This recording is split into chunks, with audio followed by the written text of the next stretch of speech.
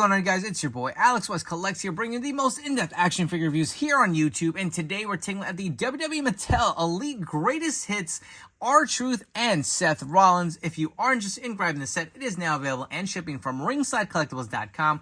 When you guys shop, use promo code FORLIFE, it will save you 10% off your order. So we have the full set we're going to review today. We're only starting off with the first two, being R-Truth, which was released all the way back in Series 10, I believe. We also do have the Shield Seth Rollins, which was re-released from Elite 33. So this is kind of a mixed bag of figures. I mean, I feel like most of this line or this wave is just kind of like a mishmash of random figures. They were probably harder ones to find, but we do get the natural disasters in here. We got the Scorpion King rock figure, which did not really see the light of day on its release. I believe it was hitting like Canada stores. There's the Legends 10 Brutus the Barber Beefcake, and we also do have the John Nada Rowdy Piper. So a lot of random figures, released here. Again, this was supposed to include that Ultimate Deletion Bray Wyatt. Unfortunately, that will or is postponed. So we'll have to wait and see if that does eventually come out. I think it will. Just give that time. But these two figures, I don't know if they were ones that people were really clamoring for. That's why I'm a little confused. Like, we've gotten quite a few Elite Seth Rollins in his Shield gear early on back in the day. I'm curious to see what that Ultimate Edition fan takeover on Amazon is going to reveal, because that was there was an Ultimate possible Shield Seth Rollins on there. I don't think it won, if you ask my opinion. I feel like the other two gears were just so chaotic, but you just never know. And R-Truth, again, he hasn't had an Elite in quite some time, but this was kind of an interesting one. They went with Elite 10. I guess would you say this is Prime R-Truth? Or there was that other Elite with him in the white gear. I think that was a little nicer, but you will see your standard packaging for the Greatest Hits wave. You get the nameplates as well as the Greatest Hits logo. Flipping onto the side, you'll see the big nameplates for Seth Rollins and R-Truth. On the other side, the beautiful images of Rollins and R-Truth. What a difference Seth Rollins' gimmick is now from where he was in the Shield.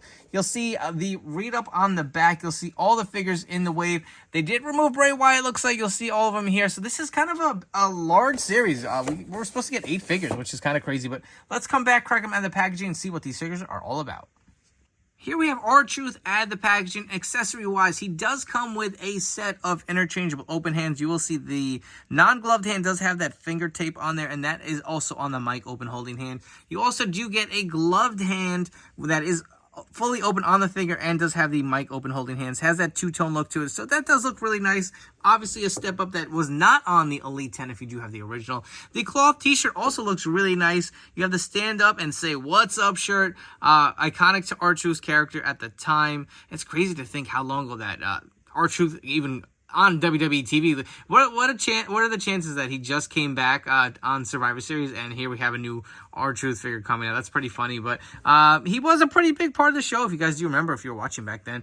You will see he also does have these like cloth ties around his arms. I never was a fan of that when it was released. I always thought it was kind of weird, but I guess he did have something similar to his gear when he did come out. He also does come with this necklace, and you can see the armbands are painted on here. They are the double jointed pinless elbows. You cannot see them underneath these larger elbow pads, but all in all looks pretty good. The head scan is a good likeness to R-Truth. Maybe not the best. I don't even know if this is my favorite R-Truth. There was that one, I believe it was Elite Series, I want to say 15, where he had the, I think he had the blue jeans, and he had that, like, white R-Truth vest that kind of had that airbrush. To me, that was probably one of my favorite Elites during this era. He was also, I believe, in Elite Series 2, so he's had quite a few Elites early on in the Mattel line. You will see that the shirt actually does Velcro in the back here.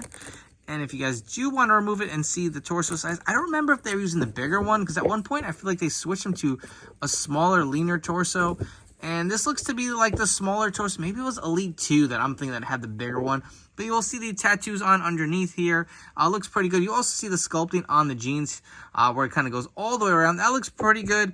You'll see the R-Truth logos here on his black pants as well. So all in all, a pretty decent figure.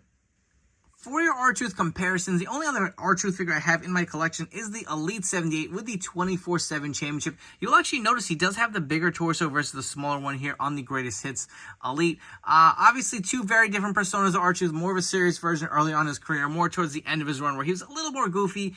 And I did also forget to mention the other accessory that does come with this Greatest Hits R-Truth is a microphone.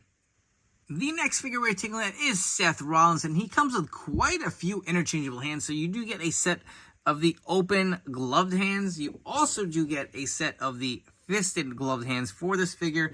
The figure itself actually does have the mic open holding hands on here, and you also do get one of the bronze tag team championship belts. One thing I'm noticing right off the bat, it is not the vac finish. They did go with the flat finish, and I'll be honest, I don't hate it. I feel like it looks a little more accurate to the actual belt itself around the time. But the Elite 33 Rollins, I believe, had the vac finish to the belt, so that is a little difference right then and there. The rest of the figure is what you'd expect. And I'll be honest, I'm surprised they picked this Elite as a Greatest Hits wave figure to release. This was probably one of my least favorite Seth Rollins from his Shield run. I feel like the head sculpt looked a little off.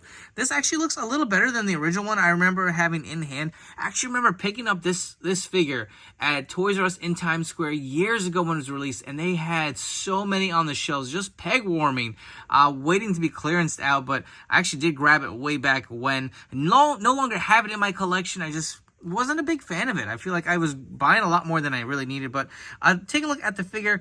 The head scan looks pretty okay for the likeness. I feel like it is somewhat of an upgrade. I don't know if it's TrueFX technology applied to it. You will see he has the double jointed pinless elbows. The vest, I believe, is it removable? I'm not sure if it ports out or not. I don't really remember, to be honest. Actually, it does. Here on the side, you'll see the vest does open up. And the good thing about the newer Elites now, you can pop the heads off. And if you guys want to remove the vest, you can just do so like this.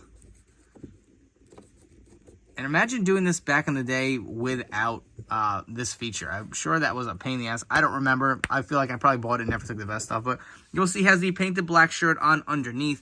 He does have the Shield cam or fatigues on. They are not pinless knees, which I am surprised. Same with R-Truth. He does have the pinholes on there. I would have preferred if they were re-releasing these to kind of go that route as they are with a lot of the new Elites. But pretty basic for a Rollins. Nothing even close to the drip god that we have today. For your Seth Rollins comparisons, on the left, we have another Greatest Hits Elite. We have the Cash-In Seth Rollins. And on the right, we have the Ultimate Edition figure versus this Shield figure. And I'll be honest, the Cash-In Rollins is still my favorite character run that he's had. I know he's very popular now with the crazy outfits he wears. But to me, with the Weasel Rollins was out of doubt my favorite. If you guys have enjoyed this video review, please make sure to like, comment, and subscribe. Let me know if you will be grabbing these figures, what you think. And while you're at it, please turn on those notification bells to stay tuned to the newest action figure reviews here on my channel.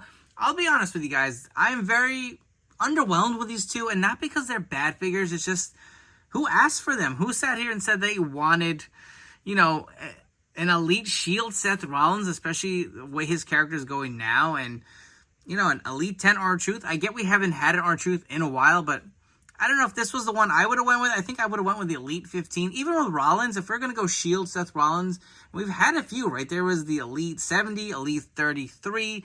The Elite 25 is probably my favorite. I would have loved to have seen that kind of like, he had the hair in like the bun or the ponytail kind of look. More of the two-tone look with the blonde and the black. And he had the really thick vest. And I'm an idiot. I was like popping this vest off of his head. It actually ports open on both sides. I didn't notice that. So that was my mistake. So if you guys were going to call me out on that, I caught it before you did. But like I said, they're good figures. Are they needed for your collection? If you have the older ones, they're upgraded. If I was a big fan of these figures, I would say go ahead and grab the Greatest Hits wave. I'm a sucker for the double jointed elbows. I feel like the head scan on Rollins looks a lot better than the original release. R-Truth looks pretty much the same. You're just getting double jointed elbows. I'm a little disappointed these do not have the double jointed pinless legs. But all in all, it's really a preference. I say pass them. I don't think they're needed. I'm actually a little underwhelmed by most of the figures in this wave, but we'll get into those as we go on with the other figure reviews. So make sure to stay tuned for the rest of the figure waves coming up in the videos shortly after this one. But I hope you guys have enjoyed. Don't forget to follow me on Instagram at AlexWestCollects. I will catch you all on the next video review.